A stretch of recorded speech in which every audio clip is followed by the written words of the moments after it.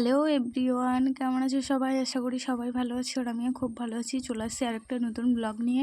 তো আজকের ব্লগটা একটু আলাদা হবে। তো গাইস দেখো, তো এখানটায় আমি কয়েকটা ডিম আর হচ্ছে একটা ম্যারি বিস্কুটের প্যাকেট নিয়েছি। তো এগুলো দিয়ে আজকের রেসিপিটা আমি শুরু করতে চললাম। তো গাইস দেখো, আজকের রেসিপিটা একটু ইউনিক হবে। তো এখানটা কেটে কুটে আলু আর পেঁয়াজ, তো পেঁয়াজটা আমি এরকম করে কুচিয়ে নিলাম, তারপরে ডিম সিদ্ধ করতে বসাই দিলাম।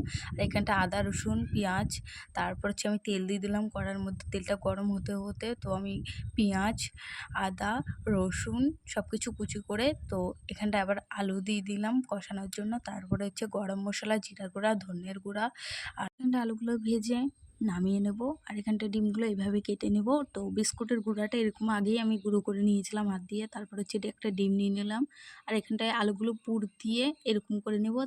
আর হচ্ছে ডিমের মধ্যে চুবিয়ে বিস্কুটের মধ্যে ভালো করে মিক্স করে তা এই ইসের মধ্যে দিয়ে দেবো, ভেজে নেবো। তাই দেখো ভেজে নেওয়া হয়ে গেছে। তো গাইস কেমন লাগছে, তো আমি এখন খাবো।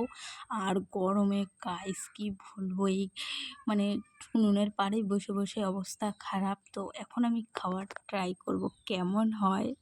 দেখতে তো সেই হয়েছে, তো এখন খেতে যে কেমন লাগবে আমি ভাবতেছি। আমি খেতে বসে গেছি ফাইনালি। এখন আমি চপগুলো খাবো। সন্ধ্যাবেলা গরম গরম চপ খেতে তো সবারই সেই লাগে, আর আমার থেকে তো মারাত্মক লাগে গাইস।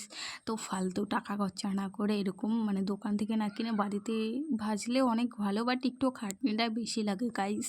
তো আমাকেও আমার মা হেল্প করছিল। আর এখানটায় দেখো, যখনই কামড়গুলো পড়তেছিল ভাই, অসাধারণ টেস্ট, মানে ভালোই লাগতেছিল গাইস। আমি খেয়েছি, ভালোই লেগেছে। তো তোমরাও বাড়িতে ট্রাই করতে পারো। তো আমিও ট্রাই করলাম যে ফার্স্ট টাইম। তো গাইস বলবো না তো যে কেমন, তো মোটামুটি হয়েছে, অত একটা ভালো হয়নি, কারণ বিস্কুটের মানে গুঁড়াটা দেওয়ার পর হচ্ছে কেমন একটা মানে স্মেল বেরিয়েছিল, যেটা আমার ভালো লাগেনি। তো তোমরা বাড়িতে ট্রাই করতে পারো, আশা করি তোমাদের ভালো লাগবে। হয়তো আমার একটু ভাজাটা বেশি হয়ে গেছে, তার জন্য এরকম হয়েছে হয়তো, আমি বলতে পারছি না, কারণ আমিও ফার্স্ট টাইম খেয়েছি এরকম বাড়িতে। তো আমি ডিমের চপ এর আগে খেয়েছি মনে হয়। তো বাড়িতে ট্রাই করছি, তো ফার্স্ট টাইম এরকম হতেই পারে, কোনো ব্যাপার না। তো নেক্সট টাইম আরও ভালো হবে।